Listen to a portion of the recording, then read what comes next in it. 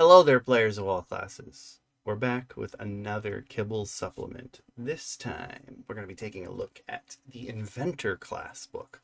This one's kind of like a sister class to the Psionic, except that this is kind of like an Artificer remake, but it's not like the Artificer at all, so calling it the Artificer remake sounds a little silly. I do also have a digital copy of this book, so I can just bring those pages up on the screen. Easy peasy, which will help me illustrate my points as I go through this. But probably the first thing you want to know before I even get into this book, this class, is it making it into the repository? And the answer to that question is, kinda.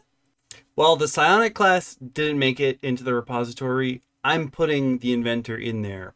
But let me go into a bit more detail. Yes, one of my big things about Homebrew is, can you add it into a campaign that's already running? Sure, some of these subclasses you can, but some of the subclasses that we're going to talk about that are in this class, which really could have been built into their own classes, because a lot of the subclasses are so varied for the Inventor. There's so many different things you can do. There's so many ideas you could have made multiple classes out of.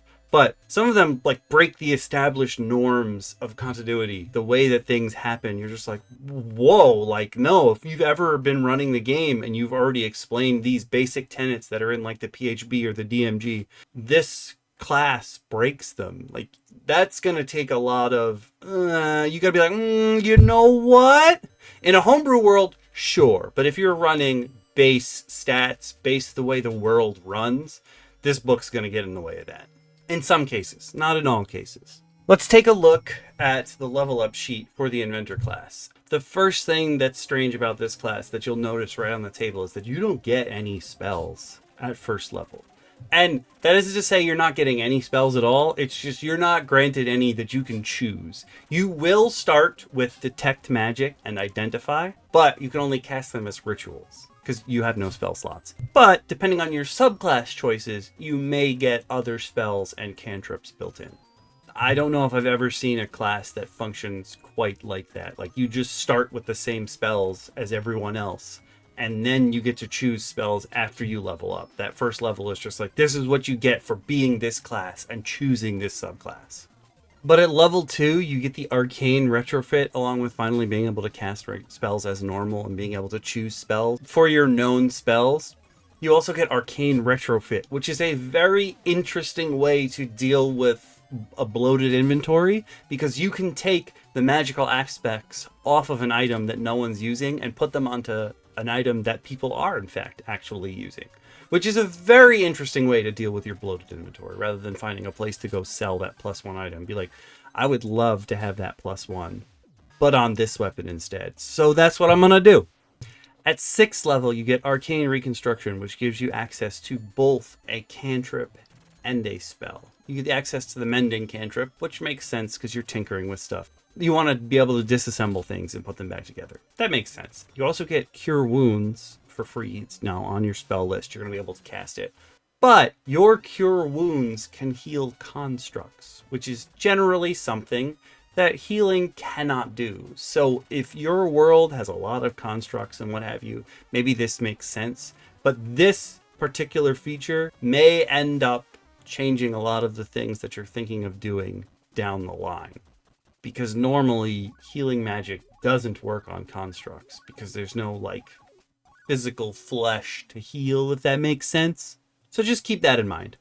Now, whereas the Psionics class had a very build your own class type feeling, and you were supposed to be able to use abilities from multiple subclasses in one go, the Inventor does in fact have that, but it's just like, yo, take one feature from one of the other classes, something that they could make or build or use.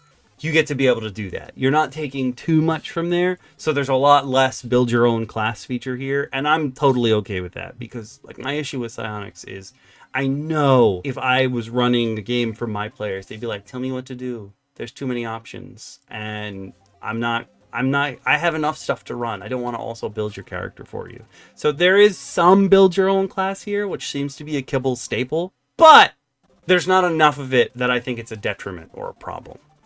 The 7th level ability may also cause some consternation within your game if you're handing out items that are specifically for certain classes. Like if you're the kind of DM that's like, oh, my ranger is going to get this special item that can only be attuned to by rangers. Because at 7th level, your inventor is so good at tinkering with things, they can remove the class requirement from attunement.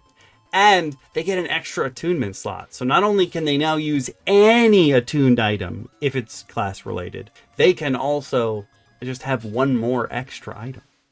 I don't know if there's any other class or ability or feat that I've seen ever that can do that. At 10th level, you get improved magical crafting, which just lessens the time it takes for you to build magical items, which makes sense. Your guy's good at tinkering stuff. Just don't take the prices list seriously, because like the way that the DMG presents this, at the higher rarity items, like it takes you so long and costs so much to build them, but other vendors will sell them for like a mere fraction. The economy should be destroyed.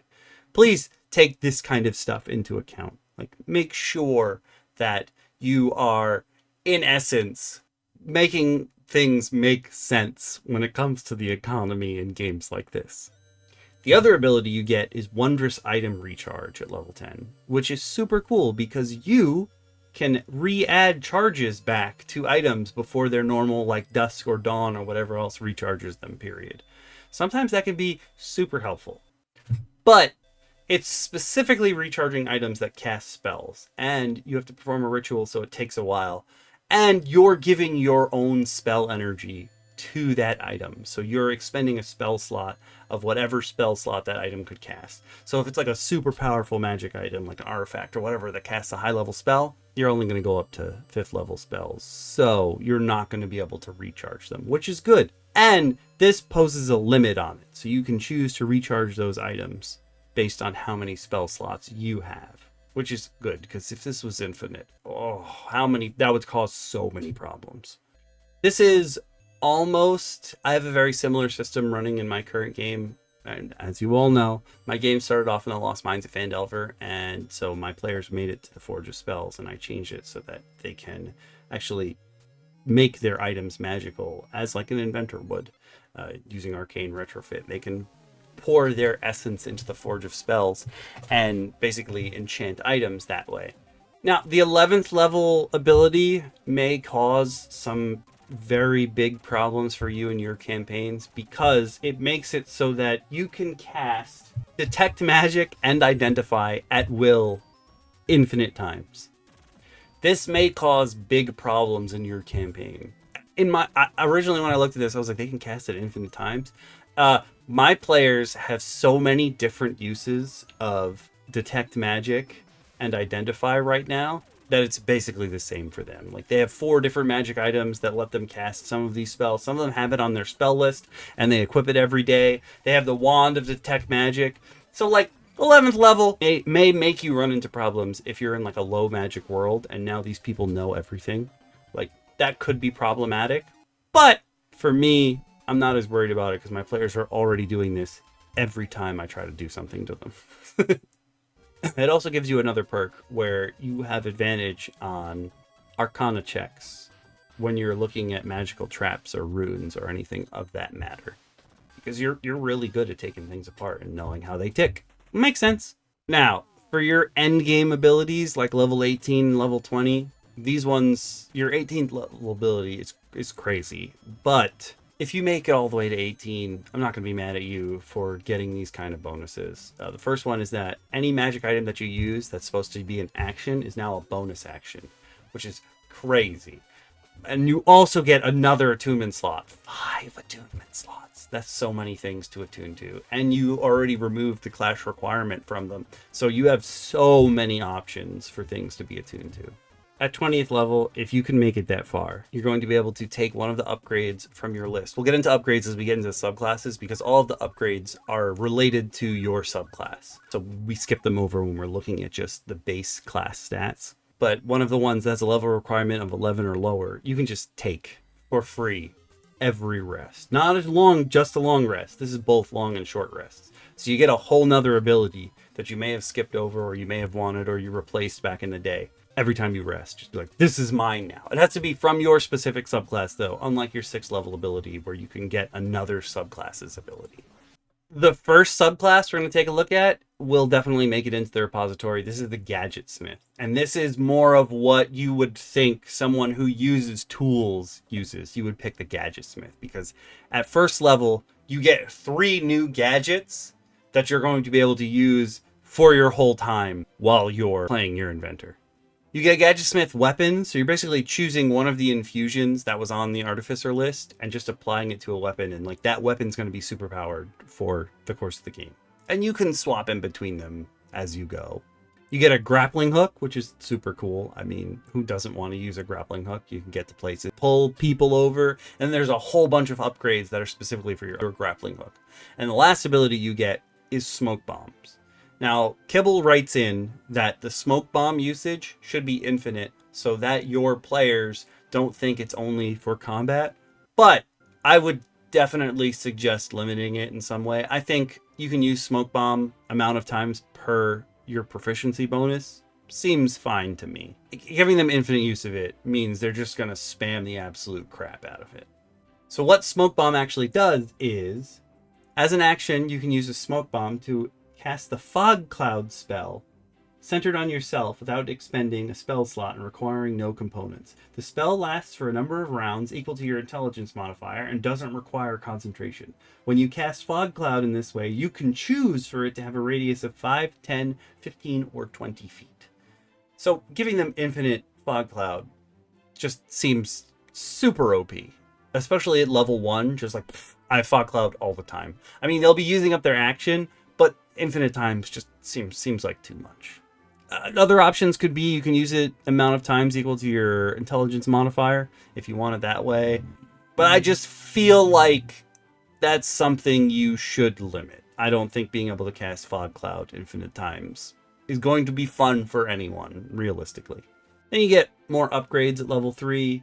You also get the ability to disassemble and reassemble your gadgets. So like I said, you can swap between your cool gadgets as you go. And this also applies to your upgrades as well. By the end of you playing your character, like if you make it all the way to level 20, you'll have 9 upgrades going, but Gadgetsmith actually lets you exceed that limit because you get extra ones based on being in this subclass. At 5th level, you get extra attack, which is quite common among the subclasses. A ton of them give you extra attack at 5th level. And then at 14th level, the last ability you get is that you can just use one of your upgrades if it costs an action for free without it costing an action. You still will use up the charge for it or what have you. It just won't cost you the action. So you can do things you can do multiple, what would normally be multiple actions in one turn. We're finally getting to upgrades here. Each subclass has a set of unrestricted upgrades, which means there's no requirements for them. You can do whatever you want with them. Like you can just keep going with them. Doesn't matter what level, or if you know something, or if you're using a certain gadget, you can just keep applying them. Since it's the Gadgetsmith specifically, a lot of these upgrades are like brand new tools that your character will be using. And even if you don't want to add the Gadgetsmith specifically to your world, take a peek at some of these upgrades and you can just convert them straight into magic items. Like they might just be magic or wondrous items that exist within your world, because a lot of them are super neat. Also, some of these gadgets have a special added effect where like you can get them as an upgrade before you would be able to cast the spell that they make you cast at the level that they make you cast it. Like the Fire Spitter upgrade lets you cast Burning Hands as a 2nd level spell before you would have access to 2nd level spells. So that's kind of neat.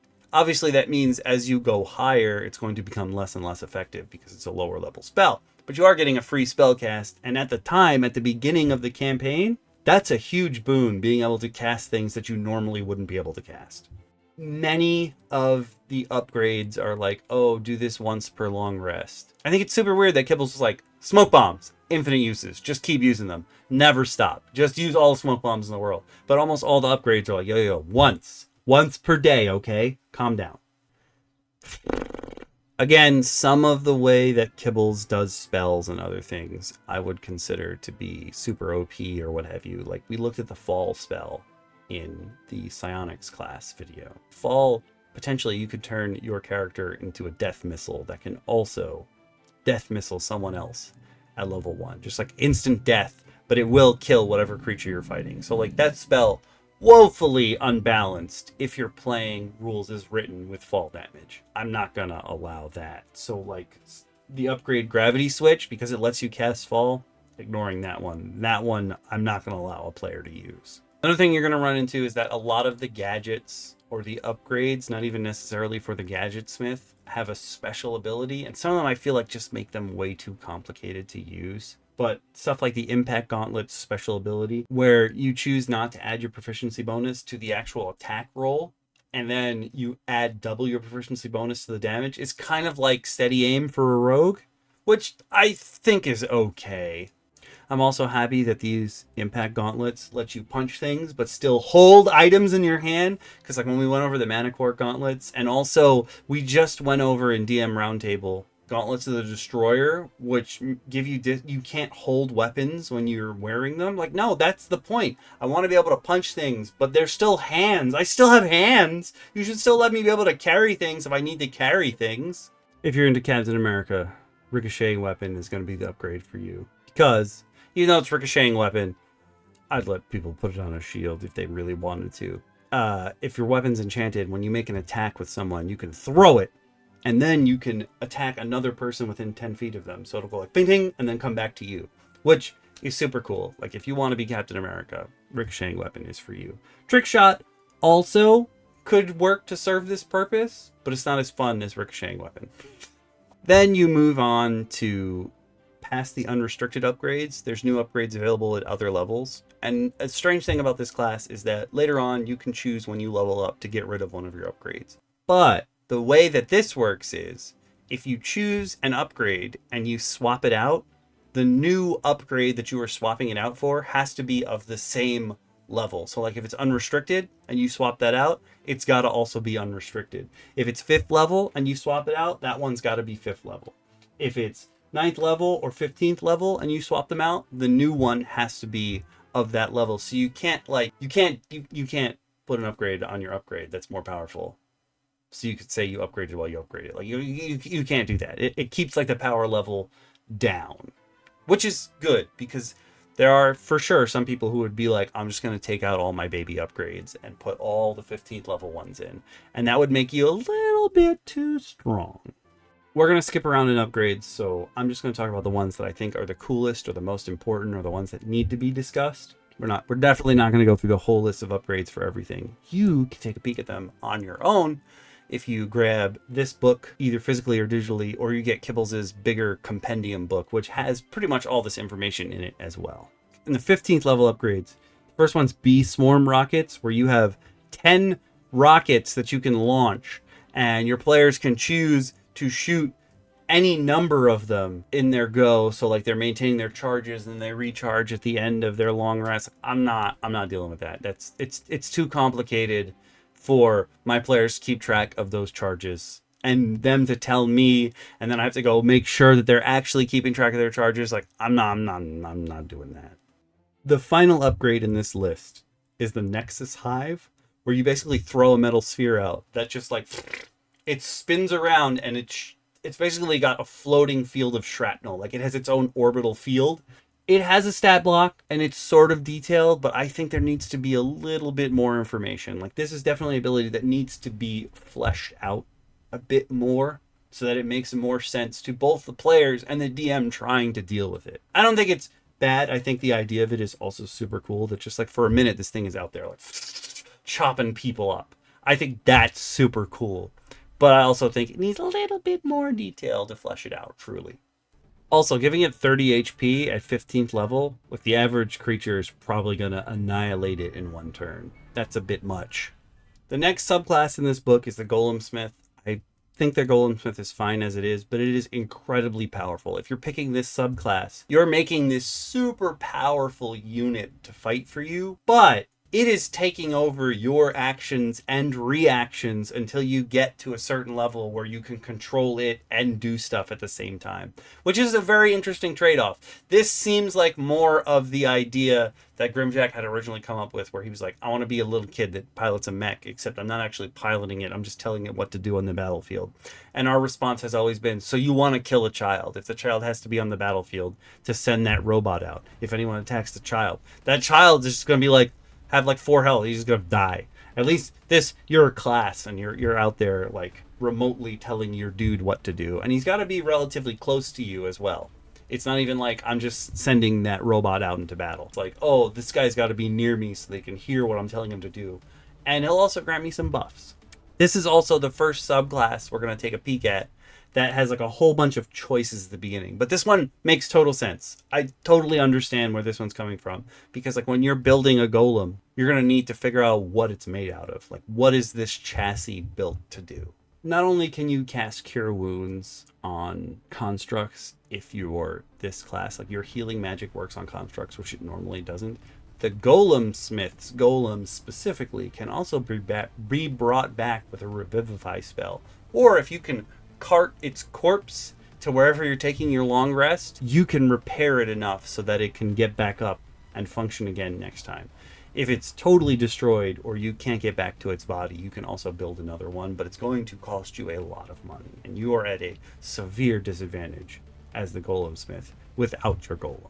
The cool thing is your chassis for this golem also determines like its special abilities, if you want to call it that. So yes, they all have a basic default stat block, but the stat block gets edited based on what kind of chassis you're running. Those first 5 levels are going to be so scary for you because you're using your action and your reaction to tell your golem to do something. But if you can live to 5th level, you're suddenly going to become real powerful.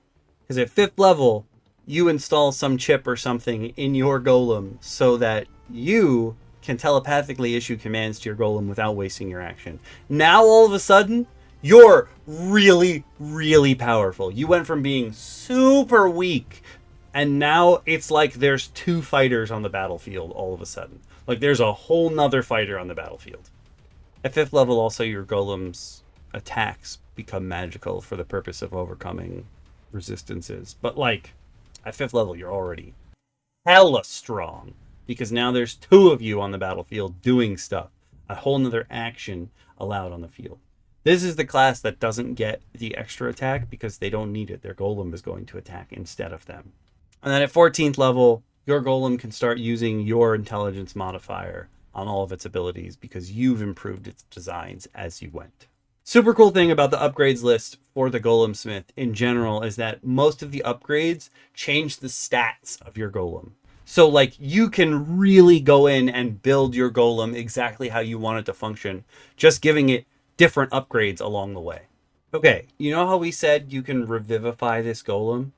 It's not mentioned anywhere here, but the unrestricted upgrade structural constitution would imply that your golem is also making death saving throws when it gets knocked down, instead of just powering down or getting torn apart or what have you, which is super interesting. I don't know if I've ever heard of a construct that like you summon out onto the battlefield that has to make death saving throws. I mean, if you have this, they have advantage if their stats are high enough on their death saving throws. But the fact that death saving throws are mentioned here as being affected by an upgrade tells me that you're supposed to be rolling death saving throws for your golem. But also, some of these upgrades for the Golemsmith are only applicable to certain chassis for golem. Make sure that you have an idea of like what you want to build before you choose the chassis, and then that will sort of give you a better inclination of like what kind of upgrades you're going to go on along the way, because some of them you can only give to certain chassis. Like it will only upgrade the abilities that this golem already has. Like they're missing the parts to get those upgrades. The Golemsmith specifically is the one that's like, oh, I should probably have a good idea of what I want to build right from the beginning, which generally speaking, those of us at DM Roundtable are not fans of. But in this one case, I think it makes sense because this is like your life's work. You have an idea of how you want this thing to be built. So you're going to choose upgrades that make sense to fulfill your character's dream. Now, one of the coolest upgrades in any subclass ever within this class is the 9th level upgrade, Mark of Sapience, where you basically make your golem into a sentient creature. It's now got its own thoughts, its own desires. Making that happen flavor-wise might be hard, but Kibbles has a text box here that implores you to think of the ramifications of giving your golem sentience. You now need to... It learns from its experiences. It has its own thoughts and ideas. It's going to react to everything that has happened to it prior, and it's going to react to everything that happens to it in the future. Think about how that changes your campaign. But the extra cool thing about that is that one of the 15th level upgrades is artificial learning, which lets you take your golem can now get a class ability. Like, it can learn ranger stuff. It can learn monk stuff. That's so cool. Not only has this creature across the course of the game become like part of the action economy, become something cool, like another whole thing on the battlefield. Now it also has class abilities. It has learned to become an adventurer, just like you. And now we come to the Infusionsmith subclass, which is the first one I'm not going to include in the repository. I would not let a player play this, because if you're running your game rules as written, if you're running your game from a basic Forgotten Realms perspective, the low-level enchantments that an Infusionsmith can do are world-breaking. Like, if this was the case that someone could just do this, they would break the world economy immediately. It would change the way everyone's done everything ever. Just everyone would be an Infusionsmith. Just everyone. So this one I'm not considering. I wouldn't let a player in a campaign of mine play. That doesn't mean you have to feel the same way. Maybe if you started your game with Infusionsmiths everywhere, but then like that would change Forgotten Realms world, like their level of technology, because if everyone could do this, if everyone could be an Infusionsmith, it would change everything about the way people see magic items. So I'm skipping over Infusionsmith in my worlds, but like that doesn't mean you have to. And like I said though, remember some of these upgrades, not just for the Gadgetsmith, but some of the upgrades for many of the subclasses, you don't necessarily have to keep the class, but you can take upgrades out of here that are gadgets or wondrous items and add them to your world, because they would be super cool magic or wondrous items. Like the Infusionsmith soul saving bond, or like if someone fails a throw, the person that they're bonded to can make the save instead, and then you use their number. That's super cool. And you can choose to just succeed with a 20 on a death saving throw. You can pop that player up immediately if you're bonded to them. Like, that's a super cool, oh, shit hit the fan, how are we going to fix this moment, ability. I want to make that into an item. DM Shin, I'm so sorry I'm about to say this, but the Potionsmith is another subclass that I'm not going to allow a player to play, because there's just too much in here that's world breaking about the class. I know this is what you would love to do. And if you're using Kibbles' crafting guide where you're grabbing reagents everywhere, that would be super cool. But like, just the abilities that this class has are too powerful for me to put into like my regular old Forgotten Realms world. Like, instant reactions is what you get at first level, where you can just mix and match reagents and you can choose to throw these abilities out.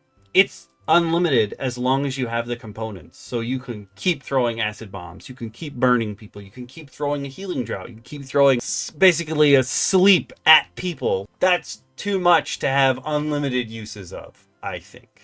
If your character started off super rich and bought like a bajillion reagents, maybe. But a lot of these you can just go out and forage for if you're keeping Kibbles' crafting rules, or if you have your own kind of sort of crafting system. I just think with the smoke bomb, it's limited. I definitely think you have to limit instant reactions. The funny thing is, Kibbles has a flavor box here for the Potionsmith. It's like, yo, you're probably going to have an advantage at making potions, but like, you're not actually making the potions like a potion of hill giant strength or something else that like an alchemist would. You don't have to. Like, you could do something similar, but you don't have to. It's just you'd be better at it. If you've already established the house rule that you can drink potions yourself as a bonus action, practice quaff means nothing to you. So you should have to probably workshop some other ability to give your players at level 3. In pretty much every game I play, quaffing a potion yourself as a bonus action. So like that ability, people probably already have it. Again, feel free to look through the upgrades of the Potionsmith to make those into regular potions or wondrous items or what have you. But one of the last ability, the 15th level upgrade, Philosopher's Stone, that is such a crazy powerful like MacGuffin. You could base an entire campaign just on the Philosopher's Stone alone for just this. This is just a class ability. Like, that's insane. Again, a thing that just absolutely destroys the economy. But like, if your player could make this, they would instantly be rich because they could charge whatever they want. This MacGuffin item, this whatever, has the ability to stop people from aging as long as they have the funds to provide. Like, that's insane. You could make a whole campaign just out of that. The next subclass in this book is the Thundersmith. This is probably what Grimjack really wanted, more so than the Golem. It's all about guns, and just special guns, because you're making storm-forged guns, which spew lightning or crackle with thunder. But there's all different kinds. There's like a revolver type, and there's a rifle type, and there's like a shotgun type. Like, you have these cool abilities. Listen, the first thing I'm going to say is we went over, way back on DM Roundtable, we went over this control-based warlock subclass where you had the gun from control, and it had all these different forms with all these different abilities and what have you. Stormforged weapons. You choose one. You can build another one later on if you want. Your upgrades apply specifically to whichever one of the Stormforged weapons you want it to. So you can build one gun one way, build another gun the other way.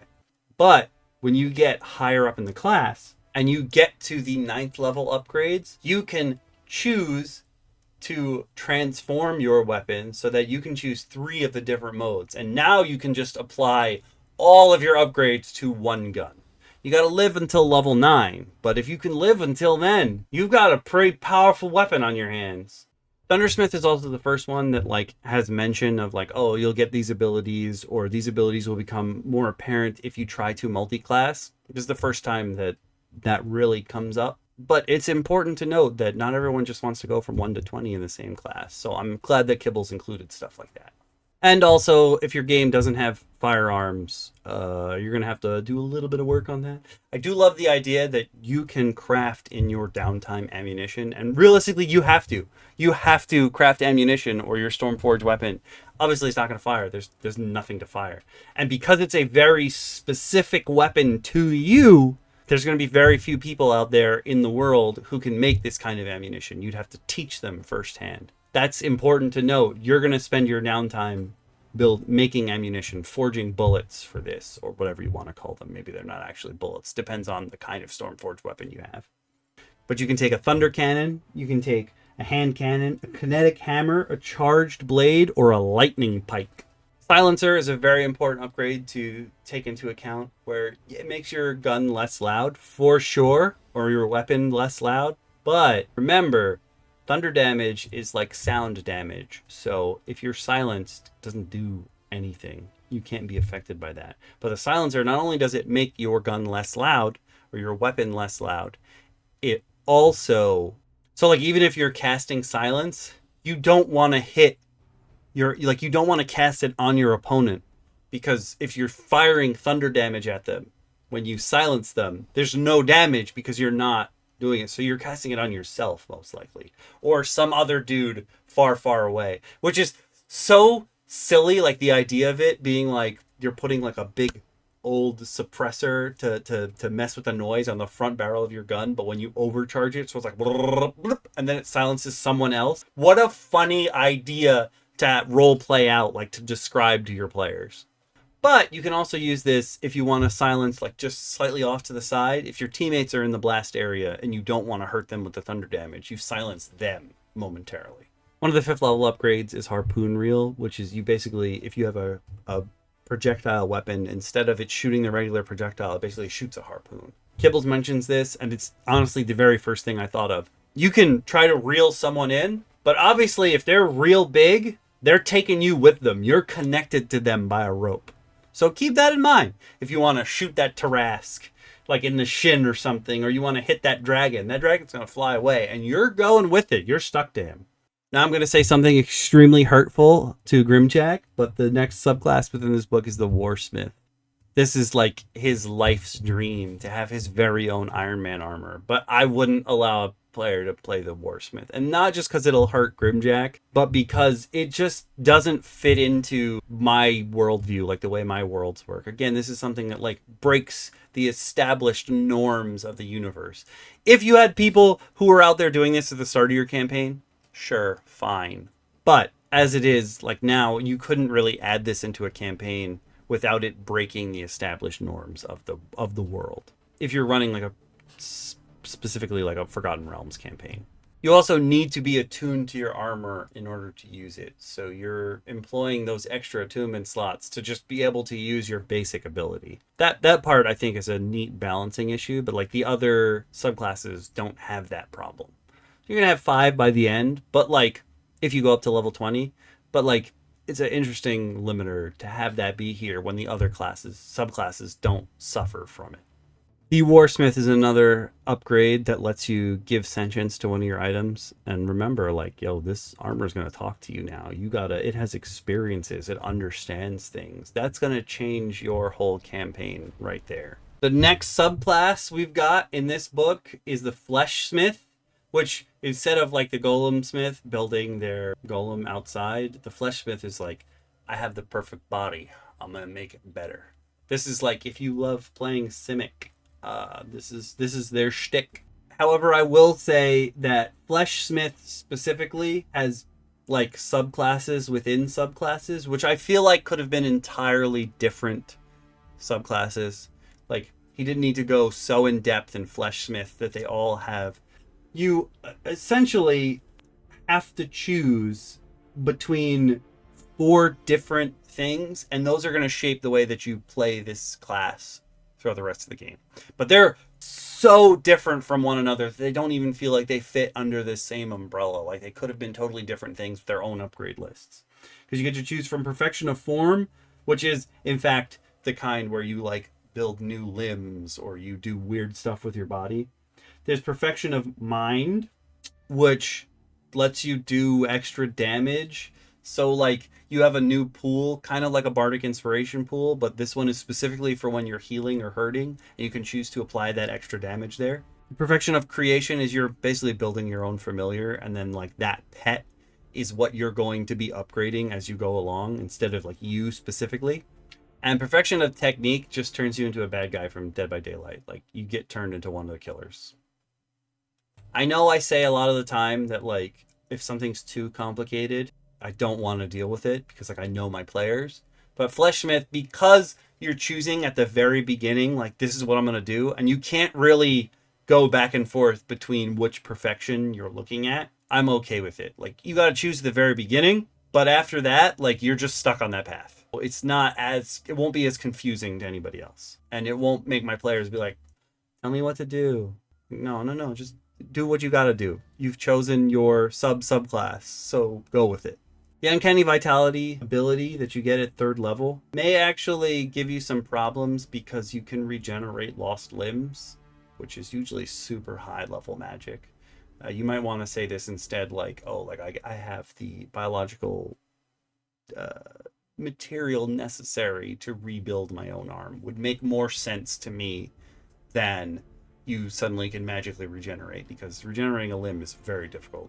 Just as some of the previous subclasses had some upgrades that seemed like they were super powerful for when you get them, like they give you access to spells at levels you wouldn't normally be able to cast. The Acid Gland upgrade for the Fleshsmith seems super powerful, and it does improve over time, but you only get to use it once, so I'm not worried about you like spamming that super powerful acid attack.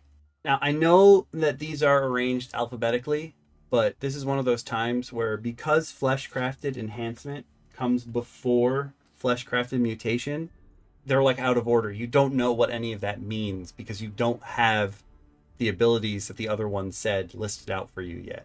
So like I understand it's arranged alphabetically, but it should at least have like a C and then the other ability. Secondary life organs, I'm not allowing that. Like you just don't take critical hits. No. Part of like the joy of D&D is rolling a critical hit and seeing big damage numbers. You want to see that big damage. If you just take that away, that's no fun. I really like Safe Revival Technique because it gives you access to Revivify. But when the person comes back, they're exhausted and they're scared of you, which can lead to so much roleplay opportunity. Like, what did you do to me to bring me back? And now that player, the whole game is going to be like, what did they do? How did they make this happen? I don't understand what's going on. Did you like pull me down from Mount Celestia or something? Like, what did you do? Why am I back here? Why am I terrified of you? What have you done to me? Next up, we have the Cursesmith. This is basically a Hexblade, but for artificers. That is the best way to describe it. It is not like a witch that like throws hexes on people or curses. It has some stuff like that, but it's also incredibly complicated. It's just too complicated to have to deal with like, oh, am I under Bane? Can I give Bane to this guy because I'm under Bane? Can I give them this curse, this? There's too much for you to be able to keep track of. I like the idea that you have a little piece of something you can use to like apply things, but it's just a little too complicated for me. Necrotic Rot as an ability, like the idea that like you're taking damage to deal damage, or you're taking on a curse so that you can give it to someone else, sounds cool, but maintaining exactly what's in and what's out and who you're giving it to, and like you keeping track of this pool that you can just choose not to take damage from depending on your upgrades, like just seems like a lot of extra work that nobody really needs to go through. It has really, really good flavor. It's a very flavorful subclass, but there's too many steps, too many things to keep track of. However, pretty much every single upgrade within the Cursesmith you could turn into a fabulous cursed item. So keep that in mind. Now, there's a Runesmith specific subclass in this book. I personally cannot run the Runesmith as it is established here because I already use ancestral runes in my campaign, and all of mine, I've even handed out ancestral runes to the community so that they fit more in line with the ones that I'm already using. I can't use this here, but I do want to tweak all of the runes that are presented within the Runesmith here to fit them into something. I could probably start with dwarf because it seems like the picture here is of a dwarf. I might add some of them to dwarf ancestral runes, maybe. I might have to tweak a couple of them here and there, but I would love to use them. But like as presented, this class doesn't make sense within my world anymore. That doesn't mean it doesn't make sense in your world, but if you're using ancestral runes the same way that I am, this isn't going to work. The glyph spells are also pretty cool. Might I suggest, in a very Cucullinus caster type way, you give these glyphs, this glyph magic, to druids. In my world, I use Ogamic stones, which I totally stole from Shadows of Esteren, where like you have a small flat stone that's imbued with the power of nature. Whether that's corrupted or not is up to the person who imbued the power into it, but it gives you access to a spell or spell-like ability.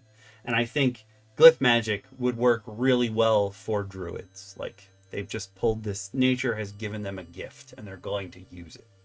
The last subclass presented in this book is the Relicsmith, which is essentially like a holy artificer. If you really like Castlevania, the Relicsmith is the class for you.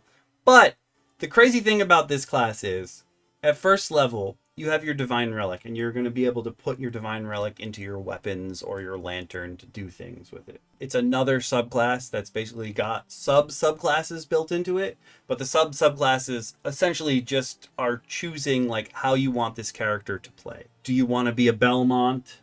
Do you want to be a gunner? Or do you want to be like what I would consider the caster sort of archetype with the lantern? Your Divine Relic, you can activate it for a minute, but it's never described in here how many times you can do this. So essentially, you're going to be doing this all the time. There's no reason not to. I might limit that down to proficiency base. The same thing I would do with the smoke bombs. Like infinite is too much power to give someone, because this, depending on how you're building your character, is either free damage always or free extra healing always, which seems quite powerful. The numbers are not that high, but the fact that you can do it all the time while other classes have to like spend a spell slot or something to really get that kind of power, seems unfair. If you choose the ranged weapon, so the gunner Relicsmith, you ignore the loading property because your guns basically fire holy ammo from now on. And they're always dealing radiant damage, which at first level could be crazy depending on the world that you're in, but also you never have to worry about ammunition again, which also seems pretty crazy. To be fair, in most games that I'm running, I don't keep track of ammunition. Generally speaking, I only make players keep track of ammunition if they have some ability that requires them to have ammunition or that would use up a whole bunch of it at once. For the majority of the campaign that I've been running, the only character I've made keep track of their ammunition is our ranger, because he's going to get an ability later on that if he shoots someone, he can shoot everyone else around them as long as he has the ammunition. So he keeps track of his ammo, and a bunch of his arrows have special tips or stuff like that. So I make him keep track of those. Grimjack's character is holding onto a revolver. I will make him keep track of that information, that ammunition, because that is important. But otherwise, like my other players, don't worry about ammunition for their bows or their hand crossbows or whatever, because we assume that they're either making more or getting more as they go. I'm not going to worry about them not having ammunition. I think that's silly. Just another thing to track for realistically no reason. You don't choose your subclasses at level 1 with the Relicsmith. You choose them at level 3, unlike the other subclasses we looked at. But I'm not going to lie to you. Mixed weapons seems incredibly powerful. The fact that you can bop someone with a melee weapon as long as it's light, you can then shoot with your other hand. That's going to be crazy damage-wise as you go up. And the ability that you can bang, bang. But the only problem with this is that you're ignoring the reload properly, but assumedly if you're using a light weapon and you're like, gah! And you hit someone with it, when you fire your gun, you're now firing at disadvantage because they're within your range. So there's some give and take there. I mean, if you're using a light weapon that you throw and then you shoot, that might also make some sense. Generally speaking, you would expect people to be like, yeah, and then bang. But they're going to have disadvantage because someone's so close. They're going to be like, yeah, and then yeah, bang. If you take the Path of Penance, your whips get supercharged. Because like I said, this is the Castlevania subclass. If you want to play a Castlevania type game, man, this might actually make your whips competitive as well. Because you're going to get the extra damage from your relic being inside of it. And then if you whip someone, whoosh, you get a free cast of Bane once per long rest. Like just like whoosh, here you go. So it might actually make whips competitive for once. And then one of the unrestricted upgrades for Relicsmith is Burning Penance. So if you whip someone and you cast Bane on them, when they roll for their Bane, they take damage based on what their Bane did. And then you gain temp HP based on the damage that they took. So it creates this loop, and now all of a sudden whips are totally seeming viable. It's like slightly worse than Sacred Flame damage when you're using your relic and what have you, but it's not that bad. Generally speaking, if you're taking Path of Penance, that means your character is going to be using a whip for basically the rest of the game. You're going to lose some of that versatility, but now one of your weapons is really, really good. Your character is going to be real, real good with a whip, maybe not with anything else. And then we come to the end of the book, which is the spell list, and there's a ton of spell cards. And just like with the Scion book, some of them need a bit of a tweak here or there. There is some overlap between the two books as well, so there are some spells that we already looked at in the Scion book, so we don't have to look at them here. But there are a ton of spells, and then I also have the full set of spell cards. So there's some that aren't in this book that I think we're just going to go over in this video because there's no other spot for them realistically. They are all spells that appear in the Master Kibbles compendium. Listen, these are all homebrew spells, so I need to point out that some of them need a bit of a tweak here or there, okay? Some of them are way too powerful. Some of them are a bit weak. Some of them are like, I don't know why you would take this over other stuff. But that's just the way homebrew is. There's a niche that needs to be filled for somebody out there. And just because I'm choosing to put certain spells in the repository doesn't necessarily mean that you have to put those same spells into your campaigns or use them. Please make sure you talk to your DMs if you want to put a spell in your game. And if you are the DM, make sure that it fits into your world before you just blindly choose it off the repository. All right, Befuddling Curse is possibly one of the funniest spells I've seen, because the first level spell where you affect someone's perception of reality, kind of like Shinji's Shikai and Bankai in Bleach, where like you're messing with their mind specifically, and they're gonna be like, "Wait, I'm having trouble. Where did you go? What's happening?" But the idea is that you're swapping its perception of two different things that are roughly the same size. They have not changed, but to it, they have changed. So you can basically make this guy think his ally and an enemy switched places. So he's going to go attack his ally if he fails to save. That is a very, very interesting ability where like he just can't see through this illusion. Listen, that's how Mysterio got Wolverine to kill most of the Avengers, okay? It works sometimes. I do have cards for some of these, but not all. So I apologize in advance for that. I don't have all the cards. I mean, I have all the cards, but not all the spells are mentioned. Bond Item is one of those spells that, like, it'll work, but it definitely needs restrictions. It can't exist as it currently does. For Bond Item, you touch an item weighing no more than 100 pounds and form a link between you and it. Until the spell ends, you can recall it to your hand as a bonus action. If another creature is holding or wearing the item when you try to recall it, they make a charisma saving throw to retain possession of the item. If they succeed, the spell fails. They make this save with advantage if they've had possession of the item for more than 1 minute. This means as a first level spell, you could potentially touch something, go to a whole nother plane, know that someone has it, and be like, give it back to me. You need a bit of restriction here. That is too powerful for a first level spell. Now, I'm not adding this one to the repository because this will absolutely break tons of games. Just like as an ability, this is too strong. But there is a spell in here called Dispel Constructs that just like removes the programming from a construct and shuts it down immediately. You could break so many things. Like, what if you just happen to go to... You could go to Mechanus and be like, Dispel Construct, Dispel Construct, Dispel Construct, Dispel Construct, Dispel Construct. And you could just destroy the entire plane as long as they fail their save. Like, that's crazy. That is a much too high level spell, much too low level spell for the effects that you're getting. That is too much. That one's not going in the repository. It's essentially just a fuck you to the DM for reasons unknown. Realistically, you're just like, I don't like what you have to say or do, so bye. And like, that's too much. That's too much power. Don't do that.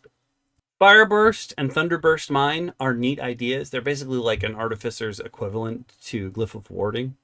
But they need direction on whether or not people can see them or like how they can discover them, like against your spell save DC. You really need to put that in there because some DM's going to be like, some players are going to be like, okay, I rolled this. What does it mean? And the DM's going to be like, I don't know. Because like if you're laying a landmine, they're supposed to be hidden. But is that based on your spell save DC or some other calculation elsewhere? That kind of stuff needs to be explicitly stated for it to make sense. And then there's Killing Curse. It's a 5th level necromancy, so sure, there's not a lot of people out there who are going to be able to cast 5th level spells. But the fact that you can just be like, and kill someone immediately, I don't want to put that in. That's too much. It doesn't do a lot of damage, comparatively speaking, either. But, like, the fact that anybody who's 5th level necromancer could just, like, wander around a town and be like, and kill everybody. That's too much. That's too powerful. It would be the only spell any bad guy would ever learn, so they could just kill whoever they wanted, whenever they wanted. And Mutate is way too powerful. It's giving you, like, all the buffs that you could possibly need in one go. Like, why would you ever take Fly if you could do Mutate, which will give you that ability plus extra things? That's too much. At least you have to upcast it. Like, you have to make it a higher level because it's just beating Fly no matter what at this point. Repair makes total sense for inventors, but the ramifications of it would just solve, like, every puzzle ever. You can't have that kind of reconstructive ability and still make the rest of the campaign or the stakes viable if someone can just walk up to anything that's broken and be like, Decade, then I can fix you.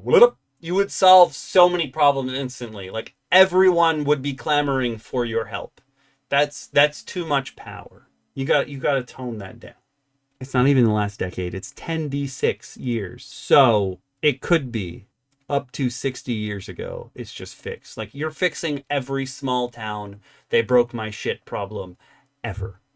That's too much power to give your players. That takes away from them going out on quests and what have you. Like, no.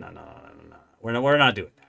Rotting Curse as a first level spell, like, it doesn't do a lot of damage. It does 1d4 damage extra when that creature's hit for up to a minute every time. So that'll add up, actually. But like the other ability that they can only take half healing and they have disadvantage on charisma for a first level spell, that's huge. I think you should honestly break this down into like if you cast it at first level, you get the extra d4 damage. If you cast it at second level, you get the d4 damage and the can't heal. If you cast it at third level, you get all three of those effects. Or some reordering. But at first level, to get all of those effects in one go for a minute is way too strong. Okay, hear me out. I get that Shockwave's a 5th level spell and you're hitting all these people, but 8d6 damage, which is fireball damage, for all the people around you in a 30-foot radius, just seems hella weak. Like, that number needs to be way higher. I think you are hitting a few more people if everyone's around you than you would with Fireball, which is a 3rd level spell. But like, Shockwave's so weak. You definitely need to buff that in some way, shape, or form. Prairie's terrific transposition just seems like a waste of everybody's time. But Vorpal Weapon, another 5th level spell that's an instant kill. I don't know, I feel like there just shouldn't be instant kills for 5th level spells. I get that 5th level is the top for your half casters, but just instant killing people, just, I don't know, it doesn't seem right to me. And I'm not saying that I don't want my players to feel like they can just absolutely obliterate people, but the problem is, if my players could use that spell, so can the enemies.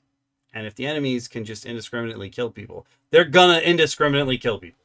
The final page in this book is a character sheet for your Inventor. It has special slots so that you can put in other stuff specifically related to the Inventor class. And I think that's cool.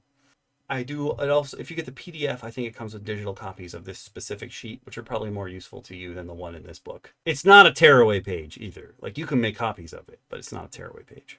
Now, as far as the extra spell cards go, these are the extra spell cards that I will be adding to the repository. If you want to know more about them, you can leave a comment below, or if you have access to the repository, meaning that you are a member of the pack, YouTube member, or patron on Patreon, or you're a Twitch subscriber, let me know when you go look at the repository, and I will tell you about them. They may need tweaks or something here or there, but I'm confident that these spells work fine enough. There's a new cantrip in here called Thunder Note, where you emit a crashing bang with a localized point of intensity. The target has to succeed on a con save or take 1d8 thunder damage and become deafened. And then con saves to maintain concentration on spells triggered by this damage are made with disadvantage. Honestly, I feel like 1d8 is too much for the added benefits of this cantrip. And obviously it's going to go up to 2d8 and then 3d8 and then 4d8 as you go. I would probably lower this down to a d6 because you're deafening them and you're messing with their concentration with just a cantrip. That seems super powerful. There are some cantrips in here that just ignore basic things about the game, like a cantrip that ignores cover. Everyone would take that. So no, I'm not dealing with that. A cantrip shouldn't ignore cover. There's a spell in here called Earth Ripple, which you could have just separated into 3 separate spells, but you basically ripple the earth underneath them, like the thing or Hulk when they do the and they make a wave out of earth. But the thing is, it's got 3 different effects that could possibly happen. Why? You just do the one thing. Just do the one thing. You could come up with another spell that would do that. Especially because all of them deal different amounts of damage. That's so complicated. You don't have to do that. I realize this one is meant to be used with the Psionics class, but Glimpse the Future as a 2nd level spell is just no. Because it's basically a nuh-uh to the DM. If they roll their d4 and they get a 2, the next time they're about to be killed, they just don't take damage. And none of that happened. And like, I hate that. Like, I get the idea that divination wizards are like, oh, yeah. I'm just going to choose not to have something happen to me. But this is like, after it happens, then you're like, oh, it didn't happen. This was all in your head. Like, no, I don't want to. The dice said something was going to happen. Something should happen. There's a second level spell in here called Seeking Orb. And it's really interesting because you could take like, what is it? Fiery Orb, I think is the equivalent. But Seeking Orb is like you create this tiny mote of arcane energy. You designate a target for it. Each turn, it slowly moves toward that target, getting bigger and bigger and bigger. So the further away from your target, bigger the payoff is going to be, but also it's not that fast. So there's a chance they can outrun it or avoid it completely. I just love the idea that you can be like, and then this little moat that just keeps getting bigger and bigger and bigger and bigger and bigger is getting closer and closer to the opponent. And like, I want to use this as a trap in dungeons all the time now. I think this is such a fun spell. Now, if you thought Fireball was scary, Kibbles came up with a spell called Rain of Spiders. You absolute psychopath. It just summons ethereal spiders to rain down on people for no reason. If you want to scare your players, Rain of Spiders is the spell for you. A 20-foot radius, 40-foot high cylinder filled with spiders that just crawl all over you. You just leave a swarm of spiders on every single person, and they're just constantly biting them. Like spiders just crawling all over you. If you want to leave lasting psychological damage upon your players, Rain of Spiders is the 3rd level spell for you. Kibbles, you monster.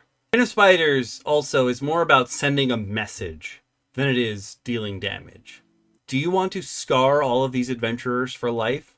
Rain of Spiders is the spell for you. Lance is one of those spells that like the damage number seems real low. The fact that you can bam smack someone with thunder damage, and then as long as you keep concentrating on the spell and they haven't saved yet, every turn their head just initial damage not too good, but the fact that you can just stick it on someone and keep pounding their head is crazy. I might raise both of the D8 damages by 1, considering it is a 4th level spell. It seems weak. Altogether, it could probably do a lot of damage, but someone's probably going to save in the middle there and get rid of it. Geyser's a weird spell because, like, the idea of it is pretty good. You're knocking someone up into the air, and it's not listed on the card, but obviously they're going to take fall damage from this, and they're going to land prone. So, like, that extra 60 feet is another 66 damage on their way down. So it says it only does 4d6 bludgeoning, but realistically, if they fail, they're taking 10d6 damage, which for a 4th level spell isn't... It's okay. It's not like anything special. It's just weird that on the failure condition, there's 2 different things that happen, which I don't know if I've ever seen on a spell before. Usually it's just like, you take half the damage and such effect doesn't occur. This one, an effect still occurs. It's a shittier effect, but it still occurs. Now, Rain of Spiders is all about sending a message. Stinging Swarm is about annoying your enemies, so it's not making it into a repository. You just summon 1 swarm of flying insects, and it's a 4th level spell. It's just 1, and you just send it after someone, and they bite them, and they deal poison damage if they actually get bit. It just seems altogether so much weaker than Rain of Spiders. And, like, message-wise, so much weaker. Just 1 swarm of insects? Get that out of my face. I ain't never scared. Now, there's a 4th level spell that I actually really like, but I don't have the stat block for it, so I don't know what to do about it, or I'm going to have to supply the horror myself, but there's a 4th level summon horror. I assume the stat block is somewhere in the larger compendium, which I haven't taken a look at yet, but the fact that there's a spell here on this card that's like, oh yeah, you summon this horror, but there's no horror stat block is super weird. I would think that there would be another card to continue this, because there are some cards that say continued, and there are some cards that take up multiple cards. There's another card that I didn't put in that I'm not going to use the spell for that says continued, but it doesn't actually continue. There's no second card that goes with it. So I think there was some like manufacturing issues maybe here or there, or oversights, something like that, that happened during production. I do like the idea of Acid Rain, which is a 5th level spell here, but I think it's another one of those spells like Tasha's Acid Spray, where if you don't wipe the acid off, you take more damage. So initially, you make a 40-foot radius, 60-foot high cylinder of acid. and people who are in it take 6d4 damage. And then until they use their action to wipe the acid off of them, every turn they're going to take 3d4 more damage. But for a 5th level spell, that seems super weak. We got to up those damage numbers. Those damage numbers got to get higher, man. They got to get higher. One of the spells I'm not going to take is Divide Self, because the idea is super cool that you can make a copy of yourself. You're basically using Kagebunshin, which is funny because right now my computer has a Naruto background. You're using Kagebunshins. You're separating yourself into 2. But the problem is your clone can ever only deal 15 damage, and it has separated your health between the 2 of you. So, like, using this spell and keeping it going for 15 extra damage per turn just seems like a waste. It just seems like there's so many other options you could do to get 15 damage besides splitting your health in half. I mean, it might be good as like a runaway tool, but like combat-wise, it doesn't seem very useful. Then there's a 5th level spell called Fissure, which is just too complicated. Dealing with the ramifications of it are too complicated. You make a valley in the earth, or whatever planet you happen to be on, underneath a character. It opens up, they fall in, and then they get crushed. And then supposedly they can just crawl out of it next turn. Like, no, we got to do some we got to figure out how far you fell. We got to figure out like what material you got clapped in. Like that's too complicated. There's too many steps to worry about here. We're just going to ignore that. Then there's another one in here, Invested Competency, which for a 5th level spell, I don't know, just grants you expertise for 1 hour as long as you maintain concentration. So you can use all your 5th level spells to just make your players good at something for an hour. But like, I don't know. I feel like you're not really unlocking anything in them. I guess I understand it should come from like psionics where you're like, but it's not on self, it's on touch. So like you're touching someone else's learning centers of their brain, you're imparting knowledge on them, and I don't like it. But also, expertise on any skill ever sort of starts trivializing the dice rolls that you're making your players do. Like they're losing the flaws that make them who they are if they're good at everything. Do you know what I mean? There's an 8th level psionic spell, Inner World, that I'm just not dealing with. You basically make a demiplane as an 8th level spell, and people can hang out in there. But people can walk in and out. And I don't know what the rest of the spell says, because it's, again, another spell that says continued on another card, but there is no other card. And with that, my friends, we are done with Kibbles' Inventor class book. Yes, this class will be in the repository, but not all the subclasses. Some of the subclasses just destroy the established norms of the worlds that you're playing in.